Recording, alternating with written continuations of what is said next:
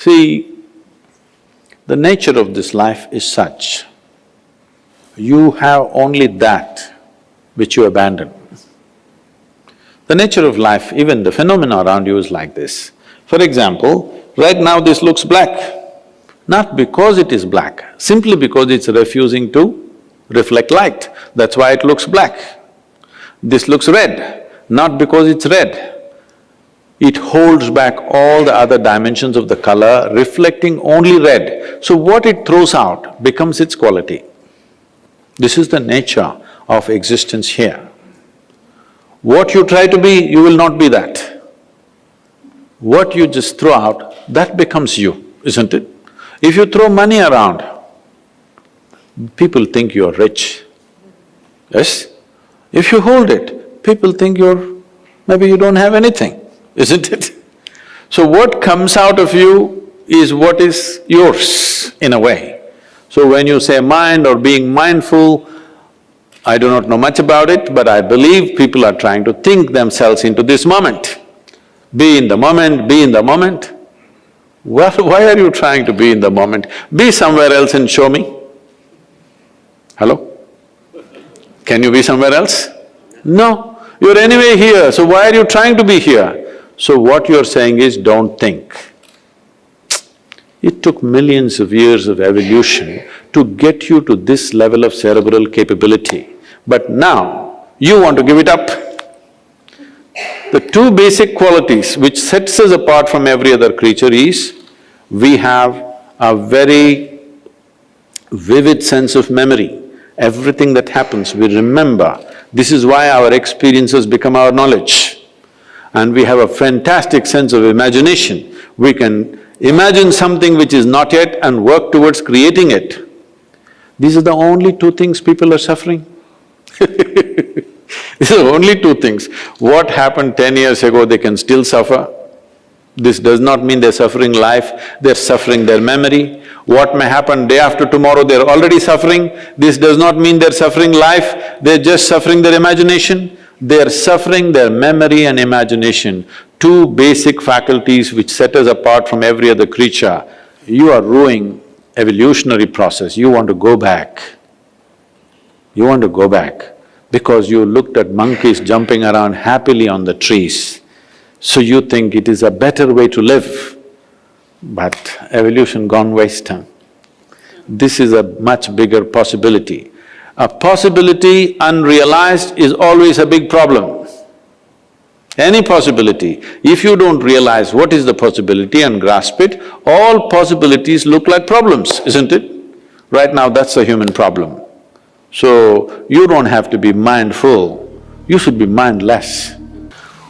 Right now, you may be giving all kinds of contexts to your life. But essentially, what you call as my life right now is just a certain combination of time and energy. Yes? As you sit here, time is rolling away for all of us. Can you roll it back? You're an engineer. Can you roll it back? Yesterday was not fruitful, so I'll roll it back. Can you? It's rolling away for all of us. As we sit here, what is ticking away here is not the clock. What is ticking away is our life, isn't it? Since we came and sat here, you're half an hour closer to your grave. It doesn't matter how young you are getting there, isn't it? Yes or no? So it's a certain amount of time, and that time nobody can manage because it rolls at the same pace for everybody. You do something, you don't do anything, you sleep, you're awake, you're happy, you're unhappy, do whatever the hell you want, it just keeps rolling mercilessly, isn't it? So there is energy that you call as life. This, you can pitch it at different levels. If you're like this, if you're like this, 24 hours feel like 1,000 years. But have you seen on a certain day you're very happy, 24 hours, poof, went off like a moment? Yes or no? So, time is a very relative experience in individual subjective experiences. If you're joyful, if you live 100 years, it feels like a few moments, it's gone. Only miserable people will have a long life. Because if you're miserable, you'll always feel life is too long that you'll want to cut it short. But if you're joyful, the possibility that a human being holds, before you look around, it's over, really. But what possibility this carries? So what you need to manage is your energies, because life is a certain amount of energy, it's not limitless, but it can be enhanced. If you function at one level of energy, what you do in 10 years' time, if you function at a different level of energy, the same thing you can do in 1 year's time. So if both people live for 100 years, in terms of impact and profoundness of experience, one has lived for 1,000 years, another has lived for 100 miserable years. So this is all you can do. You may think right now, engineer, this one, that one, these are all limited contexts you're setting for yourself. Fundamentally as a life, it's just time and energy, isn't it? The question is what you make out of it. Do you want to make something out of it? There's no compulsion you have to make something out of it. When I say making something out of it is not a social phenomena I'm talking. What should you become in the society? That's not what I'm talking. Fundamentally, you have come here in terms of life is you want to experience life. Question is how profoundly. I want all of you to look at this. Do you believe you can enhance life by lowering your faculties? Hello? If you want to enhance this life, you must super enhance your faculties. That's the only and only way you can enhance this life. You cannot lower your faculties and think your life is getting enhanced. What kind of stupidity is that? Simply because it makes you a little like this. I can make you feel like this all the time, how's that? No substance, I'm always like this only. Look at my eyes, I'm stoned. Yeah. Never touch a substance but fully stoned all the time. Because I want you to understand this, the greatest chemical factory on the planet is here. If you are a good manager of this, you can create any experience that you want from within and also heighten your faculties. If you are having an experience, even to experience that, your faculty should be heightened, isn't it? Is this the greatest chemical factory on the planet, most sophisticated? Do you agree with me? Are they chemical engineers? So I'm asking, how are you managing your system? What have you done? We gave you such a sophisticated machine. Have you read the user's manual at least? No. Blindly do this and then you think pumping something is going to make this better? No. Believe me, the only and only way you can enhance this life is that your faculties are super bright. The way you see, the way you hear, the way you smell, the way you taste and the way you touch. If this is enhanced, is life enhanced in many ways? There is much more to it, but I'm saying from what you know from your experience. Suppose you could see twice better than somebody who's sitting next to you. Is your life enhanced? If you could taste better than other people, is life enhanced? If you could feel better, is it life enhanced? If you could hear better, is life enhanced? On this level you understand this, but there are many other dimensions of human faculties. If you enhance this, if you sit here, you will be blissed out simply sitting here. You wouldn't want to touch any damn thing because just sitting here is the greatest experience of your life. So, about what is the end game? If you had everything, what would you want? If you had everything that you can ever dream of, everything is right here, what would you want? You must think, isn't it? I won't supply you with an answer. If you do not invest that much thought into your life, that means you're super short-sighted. Hello? Always being half alive is torture. This is the torture that a large segment of humanity is going through right now because they are half alive.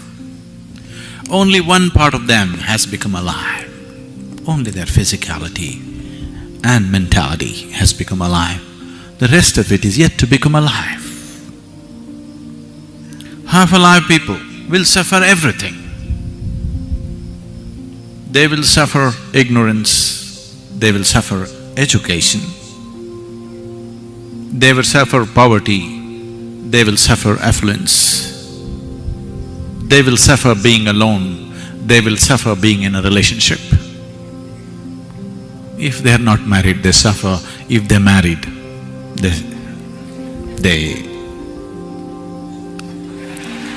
if they don't have children, they suffer that. As if children, if they are there, they can come and bite you. They do. No children, what are you suffering? But that also they suffer. Just show me one thing that human beings are not suffering right now. Just show me one aspect of life that human beings are not suffering right now. They're suffering just about anything, not just life. They're even suffering death before it happens. So he's thinking of building a pyramid for himself.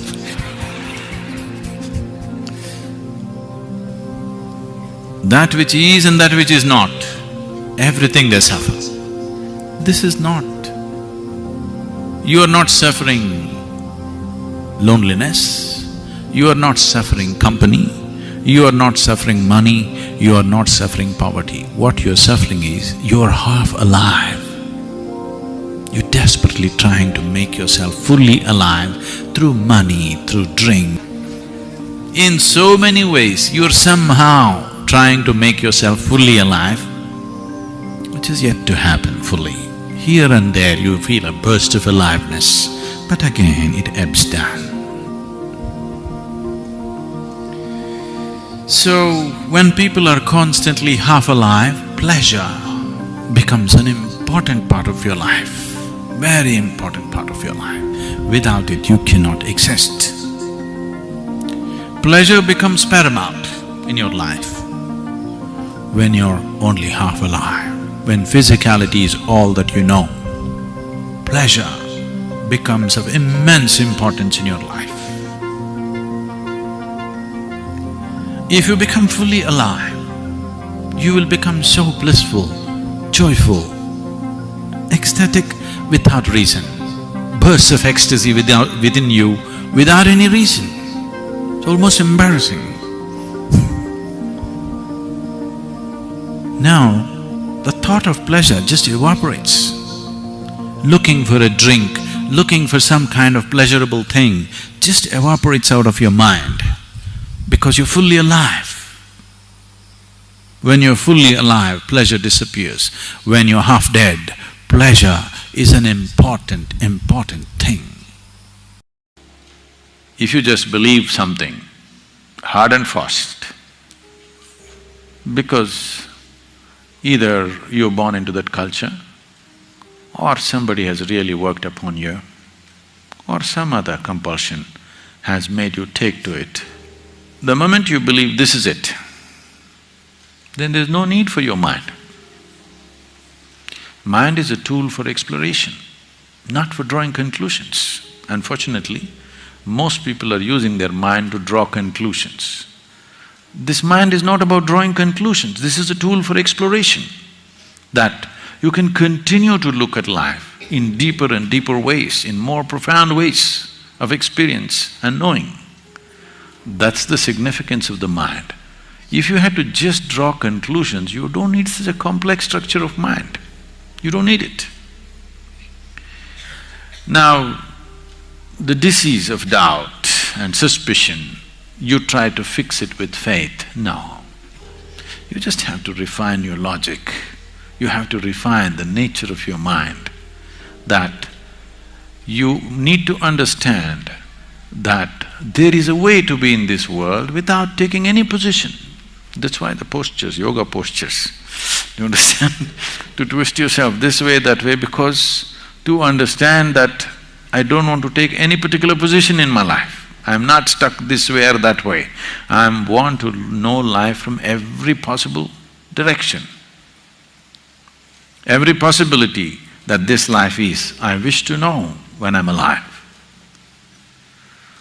So if that has to happen, you need a flexible mind, a mind that has not taken positions, a mind does not believe or disbelieve something. See, do not think disbelief is an option. Belief and disbelief are not two different things. They are positive belief or negative belief, that's all they are. Two different ways of believing, belief and disbelief. So we are not talking about faith versus atheism, belief versus disbelief, no. We are talking about why can't you learn to not take a position of anything. Right now, to conduct a particular activity, we take positions. But there is no need to take positions to live, to be alive here. If you want to know life, you should not take any position or any opinion about anything. The moment you form an opinion, that means you are not open to anything else, isn't it?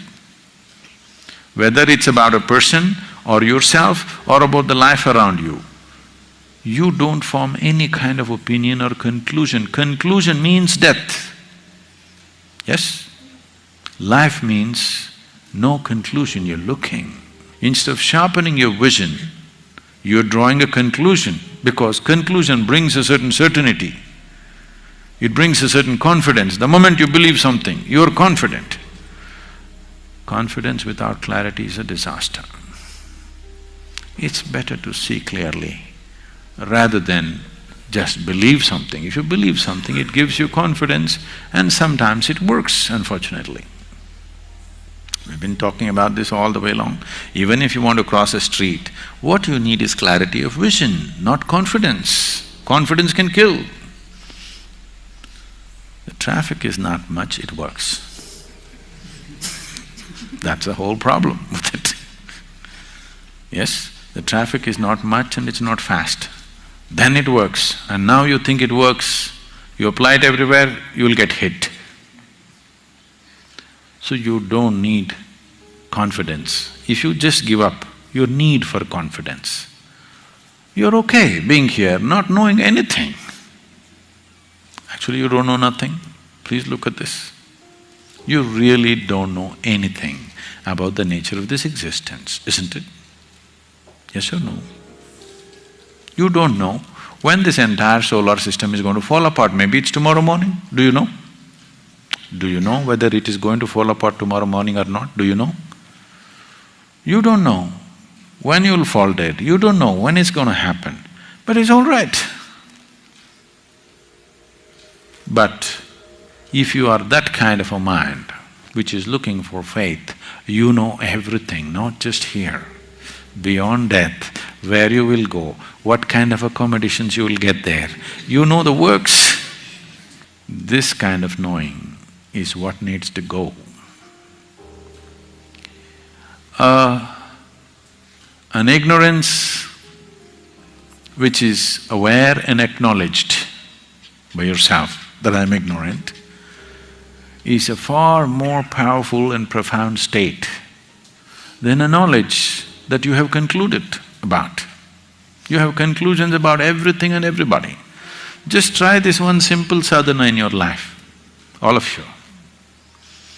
Whatever conclusions you have about yourself, about the people around you, about the situations around you, just give it up tonight. Tomorrow morning, just wake up and look at everything fresh.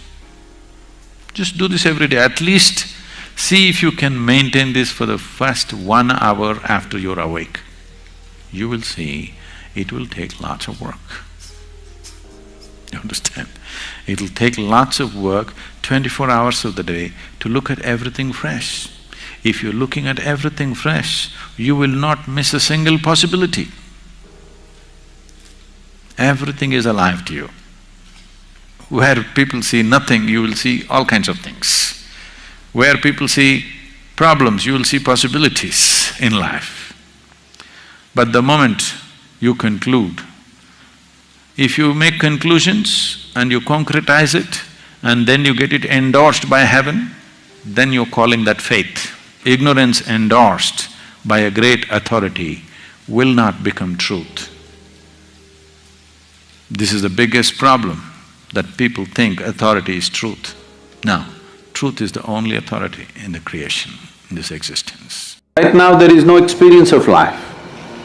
Largely you're just a bundle of thought, emotion, ideas, opinions and prejudices. Your psychological drama is being mistaken for life. Your psychological drama, we can all sit in the same place and each one of us can have something different going in our minds right now, yes or no? So obviously what's happening in your mind is your psychological reality, it's not existential. It has no existential basis. It is in this sense, people are telling you be in the moment, because there is no basis to your psychological reality, you can make up whatever you want. Or in other words, your creation, your petty creation has become larger than the magnificent creation of the Creator. So spiritual process means you set this anomaly right. You understand your psychological reality is something that you're making up. I'm not saying you should not make it up, you can, but you must be able to switch it off when you don't want. The problem is it's just on 24 hours, so it looks like that is the reality. It is not the reality, you're just making it up. Yes or no? The made-up world has become larger than the real world. Just to correct this is spiritual process. You understand what is real and what is made up. This means you're spiritual. If you can identify what is existentially true and what is not true, you will navigate your way through life effortlessly, isn't it? If your mind, your body takes instructions from you, being peaceful and joyful is not even an issue. Is it an issue? If your body and mind is taking instructions from you, is it an issue? Is it even a consideration? Do you have to even bother about it, how to be peaceful, how to be joyful? There's no such thing. This is coming from a very unnatural situation because made-up world has become larger than the real world. What's happening on your phone has become bigger than the cosmos, isn't it? So spiritual process does not mean, is not prescribing how you should be whichever way you want. You like misery, do it, what's my problem? If you're enjoying misery, what is my problem? I will not tell you be joyful. You like to be miserable, I appreciate that. But if you had a choice, would you choose misery? No. Maybe once in a way you like to read a tragedy or watch a tragedy, that is somebody else suffering, not you, isn't it? You may want to watch a tragic movie or a drama, but you don't want a tragedy in your life, isn't it so? I trust your judgment on these things. So spiritual process means that you read the user's manual, you know exactly how this works. This happened to Gautama the Buddha. You heard of Gautama, the Buddha? Because of some astrological prediction that his father heard, that he may either become a great emperor or a great sage, and he wanted him to become a great emperor, he protected this boy and put him in a separate palace where it's all luxury, everything that you can dream of, everything there. Got him married to a very pretty young woman, everything on. No, he should not see any suffering. But one day he just went out. He saw one old man and he asked, why is this guy like this? His chauffeur. His chauffeur or his chariot driver said, oh, everybody becomes like that after a certain time. He said, what, me? I'm a young prince, will I become like that? Hey, yeah, everybody will become like that. It shook him. Then he saw a man who's suffering with some kind of disease, ailment. So why is that guy like that? Said, it'll happen to a lot of people. Who it will hit, there is no prediction. Anybody can become ill. Most people think it happens to other people. No, it can happen to us. Hello? And then he saw a funeral, a dead body. So what is that? He said, that is inevitable, everybody will die. Do you also know? You will also die? No, because most people believe other people die. No, intellectually they know, but they think they're forever. No, you must be conscious, you're mortal. Mortal means you have a limited amount of time and energy. If you're always conscious about this, how would you organize your time and energy? You decide. If you're conscious about it. If you think you're a superhuman being, you're not going to die, other people will die, all the best. It'll come. You can realize this on your deathbed and die. See, people may think this is extreme, but you must go and volunteer in a hospice or in a hospital wards where people die, and you must see.